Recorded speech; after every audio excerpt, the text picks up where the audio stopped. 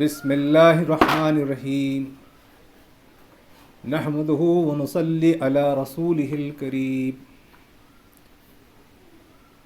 یہ ہمارے لیے بڑی خوش قسمتی کا موقع ہے کہ رمضان المبارک کی قیمتی گھڑیوں سے ہم گزر رہے ہیں، اور یہ رمضان المبارک ہماری شخصیتوں کو ہر پہلو سے اور ہماری امت کو ہر حیثیت سے بلند کرنے کے لیے ہمارے درمیان موجود ہے۔ نبی صلی اللہ علیہ وسلم کے اقوال، احادیث ہمارے لیے رہنمائی ہے، ہمارے لیے جان بخشنے والے، ہمارے لیے عزت بخشنے والی اقوال ہیں۔ آج ہم مطالعہ حدیث میں چند احادیث پڑھیں گے جس سے ہماری اپنی زندگی کو اور ہماری امت کی زندگی کو بہتر بنانے میں روشنی حاصل کریں گے۔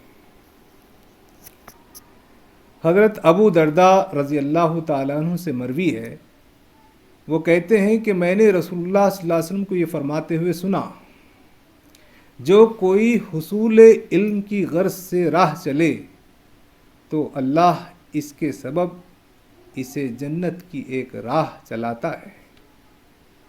فرشتے طالب علم کی خوشی کے لیے اپنے پر بچھاتے ہیں، اور یقیناً عالم کے لیے وہ سب جو آسمانوں اور زمین میں ہے مغفرت طلب کرتے ہیں، یہاں تک کہ وہ مچھلیاں جو پانی میں ہوتی ہیں۔ عابد پر عالم کو ایسی فضیلت حاصل ہے جیسے 14ویں رات کے چاند کو تمام تاروں پر فضیلت حاصل ہے۔ ابو داؤد شریف کی حدیث ہے۔ اس حدیث میں کوئی بات ہمارے سمجھنے میں نہ آئے ایسی بات نہیں ہے، بہت آسان ہے۔ اصل ان احادیث کی روشنی میں زندگی کو سنوارنے کا فیصلہ کرنا چاہیے۔ ان احادیث میں یہ بات کہی گئی ہے کہ علم کی بڑی اہمیت ہے، علم حاصل کرنے کی کوشش کرنا چاہیے۔ یہاں فرمایا گیا کہ علم کی غرض سے جو آدمی چلتا ہے وہ جنت کی راہوں پر چلتا ہے۔ فرشتے طلبہ کی خوشی کے لیے پر بچھاتے ہیں، اور علم حاصل کرنے والے کے لیے آسمانوں اور زمینوں میں مغفرت طلب کرتے ہیں فرشتے، اور وہ مچھلیاں جو پانی میں ہیں وہ بھی ان کے لیے دعا کرتی ہیں۔ پھر آخر میں کہا گیا کہ جو عابد ہے، عبادت گزار کرنے والا ہے، اور جو عالم ہے، علم سیکھنے والا ہے، علم والا ہے، تو وہ عبادت کرنے والے پر اس عالم کو ایسی فضیلت حاصل ہے جیسے 14ویں رات کے چاند کو تمام تاروں پر فضیلت حاصل ہوتی ہے۔ تو یہ جو ماہ مبارک ہے، اس میں ہم اس بات کی کوشش کریں کہ ہم زیادہ سے زیادہ علم حاصل کرنے کی طرف متوجہ ہوں۔ علم کا سرچشمہ قرآن مجید، احادیث، سنت رسول اللہ، تاریخ اسلام، تاریخ انسانیت، اور تمام نفع بخش علوم ہیں جو حاصل کرنی چاہیے۔ وہ علم جو انسان کو اللہ تعالیٰ تک پہنچائے، اور وہ علم جو بندوں کی خدمت کے لیے ہمارے اندر صلاحیت اور طاقت پیدا کرے۔ وہ تمام علوم کو حاصل کرنے کی مستقل کوشش کرنا چاہیے۔ اس کا ایک اہم طریقہ یہ ہے کہ پڑھنا اور پڑھانا۔ تو رمضان کے اس موسم میں ہم یہ طے کریں کہ رمضان میں بھی پڑھیں، اور رمضان کے بعد بھی پڑھنا، مطالعہ کرنا، علم حاصل کرنا، اور علم حاصل کرنے کی محنت کرنا اس کو ہماری زندگی کا جز بننا چاہیے۔ ایک دوسرے موقع پر اللہ کے رسول صلی اللہ علیہ وسلم نے ارشاد فرمایا، یہ مسلم شریف کی حدیث ہے، حضرت معاویہ بن ابی سفیان رضی اللہ تعالی عنہ نبی صلی اللہ علیہ وسلم سے روایت کرتے ہیں کہ رسول خدا صلی اللہ علیہ وسلم نے ارشاد فرمایا، جس شخص کے ساتھ اللہ تعالیٰ بھلائی چاہتا ہے اسے دین میں سمجھ عطا فرماتا ہے۔ بعض جگہ دوسرے الفاظ بھی بیان کیے گئے، اللہ تعالیٰ جس سے محبت کرتا ہے اسے دین کی سمجھ عطا کرتا ہے۔ اس قسم کے الفاظ بھی استعمال ہوئے ہیں۔ یہاں جو الفاظ ہیں، جس شخص کے ساتھ اللہ تعالیٰ بھلائی چاہتا ہے اسے دین میں سمجھ عطا فرماتا ہے۔ مطلب یہ ہے کہ جو آدمی دین کا فہم، دین کی سمجھ حاصل کر رہا ہے، دین کا فہم اور دین کی سمجھ اسے حاصل ہو رہی ہے، اس کا مطلب یہ ہے کہ اللہ تعالیٰ اس بندے، اس انسان کی طرف متوجہ ہے۔ اور جو انسان، جو فرد، شخص دین کے فہم سے، دین کی سوجھ بوجھ سے، دین کے شعور کو حاصل کرنے میں پیچھے ہے، اس کا مطلب یہ ہے کہ وہ اللہ تعالیٰ کے ہاں وہ محبوب اور پسندیدہ بندوں میں شامل نہیں ہیں۔ تو رمضان المبارک کا موقع، یہ تو وہ موقع ہے جس میں ہم اللہ کی نگاہوں میں محبوب بنے، اللہ کے رسول صلی اللہ علیہ وسلم کی محبت حاصل کریں، اور اس کا ایک اہم ذریعہ یہ ہے کہ انسان دین کا فہم حاصل کرے، دین کا شعور حاصل کرے، دین کی سوجھ بوجھ حاصل کرے، دین کا تفقہ اس کے اندر پیدا ہو۔ یہ کیسے پیدا ہو سکتا ہے؟ یہ پیدا ہونے کی بنیادی شرائط یہی ہیں کہ آدمی علم حاصل کرے۔ علم حاصل کرنا ہے قرآن مجید پڑھنا، سمجھ کے پڑھنا، اس کے پیغام کو سمجھنا، احادیث رسول صلی اللہ علیہ وسلم کو پڑھنا، سمجھنا، صحابہ اکرام کی زندگی کو پڑھنا، سمجھنا، اسلامی کتابوں کو پڑھنا اور سمجھنا۔ یہ سورس ہے، ذریعہ ہے جس کے ذریعے سے دین کی سوجھ بوجھ پیدا ہوتی ہے۔ لیکن ہم دیکھ رہے ہیں کہ ہمارے محلے، ہماری بستیاں، ہماری آبادیاں، ہمارے گھر، ہمارے جوان، ہمارے خواتین، ان کے ہاں ان کو علم سے کتنی محبت ہے نہیں ہے۔ ہمارے کتنے گھروں میں ہیں، ہمارے کتنے گھروں میں جو دارالمطالعہ، لائبریری ہیں، کتابیں، ہمارے محلوں میں کتنی لائبریریز ہیں۔ ہمارے ہاں جتنا وقت کپڑے خریدنے پر، جوتے اور چپل خریدنے پر، آرائش اور زیبائش کی چیزوں کو خریدنے پر، کھانے پینے کی اشیاء خریدنے پر ہم جتنی توجہ دیتے ہیں، اتنی توجہ بھی ہم علم اور علم کے سرچشمہ، علم کی جو بنیاد ہیں، اسلامی کتابیں، ان کو خریدنے پڑھنے پر ہم توجہ نہیں دیتے۔ تو ہم کو رمضان کے اس موسم میں یہ فیصلہ کرنا چاہیے کہ ہماری توجہات کا مرکز وہ اسلامی علوم، دین کا فہم، اس کو حاصل کرنے کے ذرائع۔ اگر ہم یہ کریں گے تو اس کا مطلب یہ ہوگا کہ اللہ تعالیٰ کی محبت کو، اس کی توجہ کو، اس کی رحمت کو حاصل کرنے کے لیے ہم کوشش کر رہے ہیں۔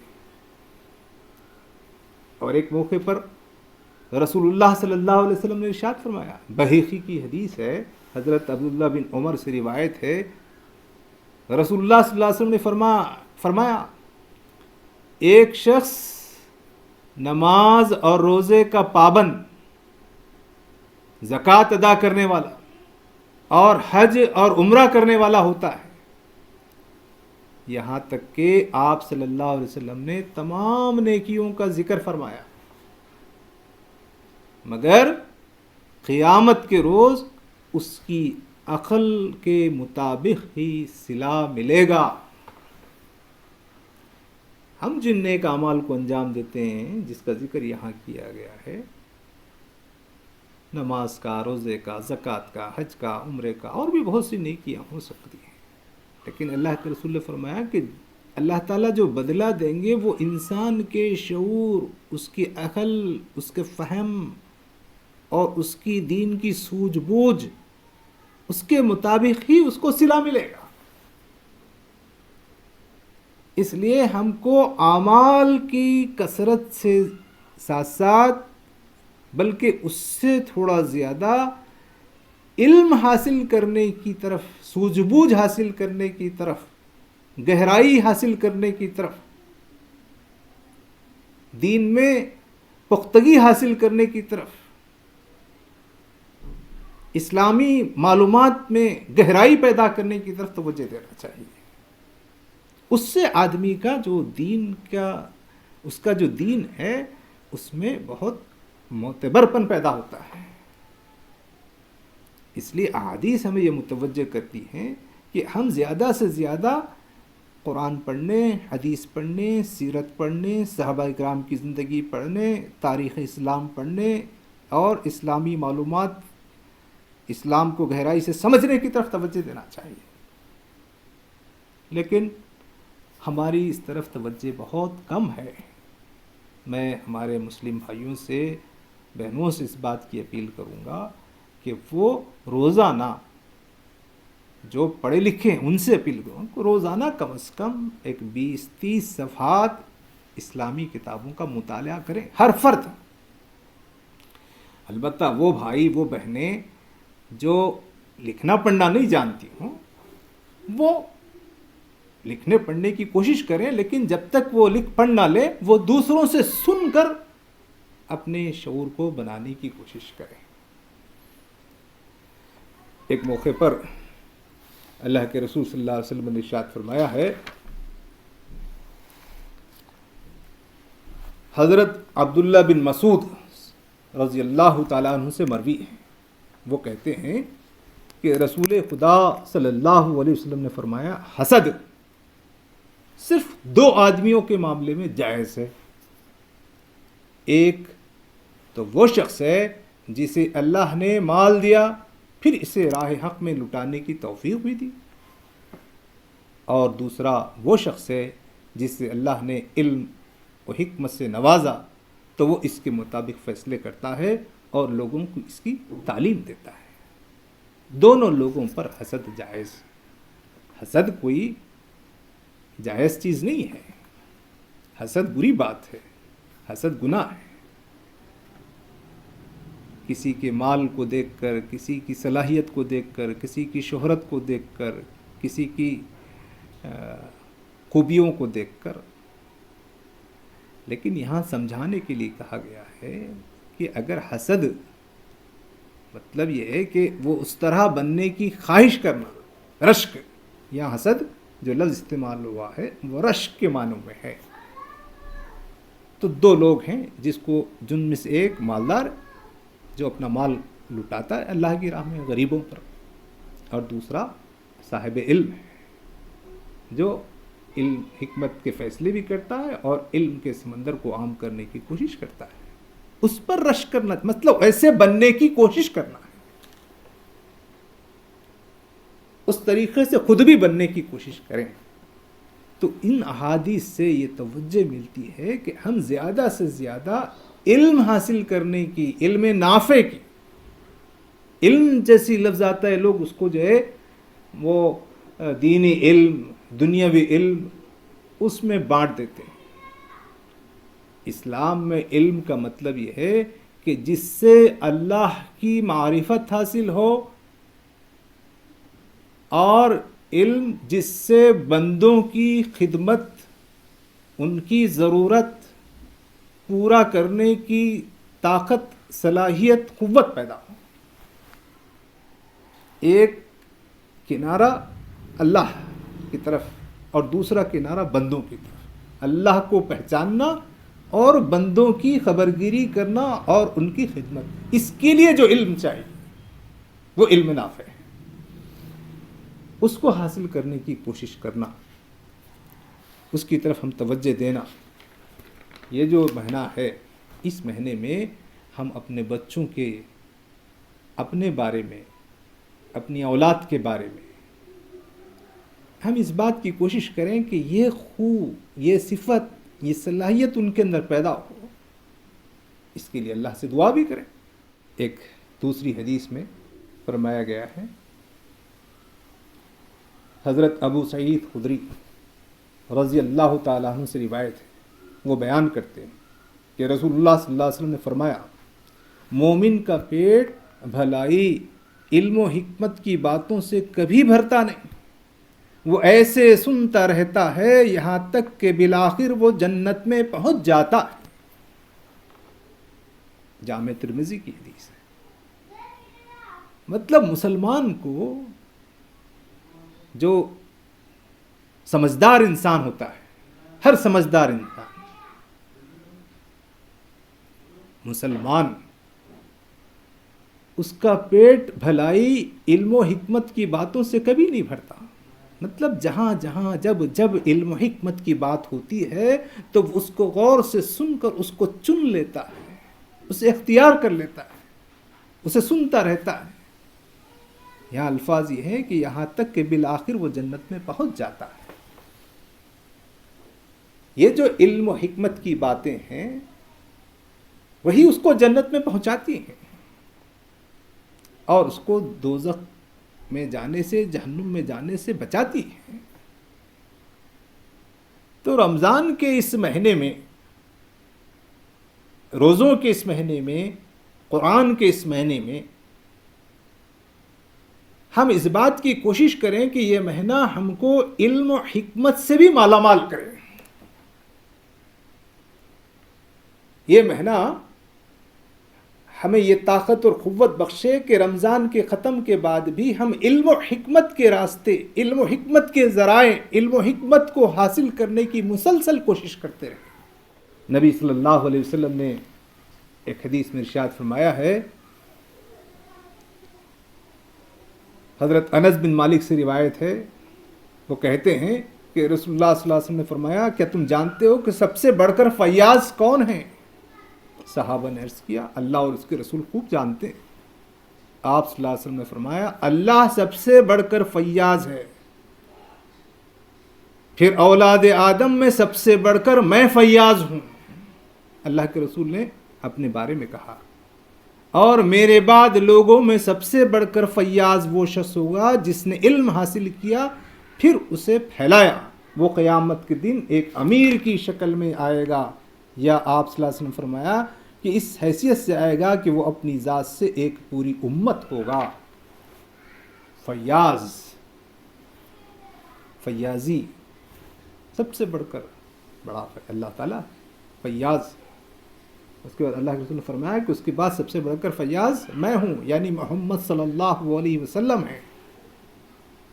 اس کے بعد فرمایا گیا کہ سب سے بڑھ کر فیاض وہ شخص ہے جس نے علم حاصل کیا پھر اسے پھیلایا۔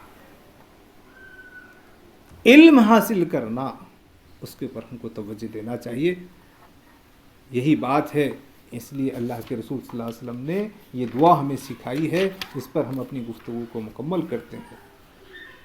یہ بھی حدیث میں یہ دعا آئی ہے۔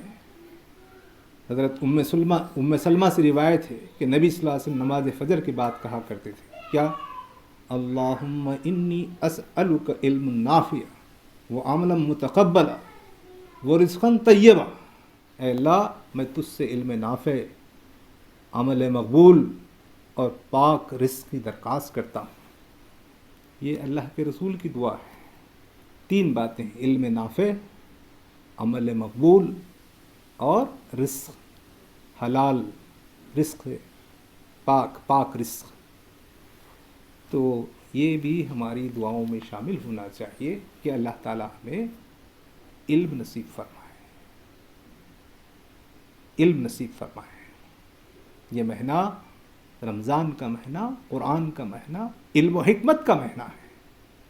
اس مہینے میں ہم زیادہ سے زیادہ پڑھ کر زیادہ سے زیادہ اپنے اسلامی علوم میں گہرائی پیدا کرنے کی کوشش کرنا چاہیے. اللہ تعالی ہماری مدد فرمائے. وآخر دعوانا الحمد للہ رب العالمین.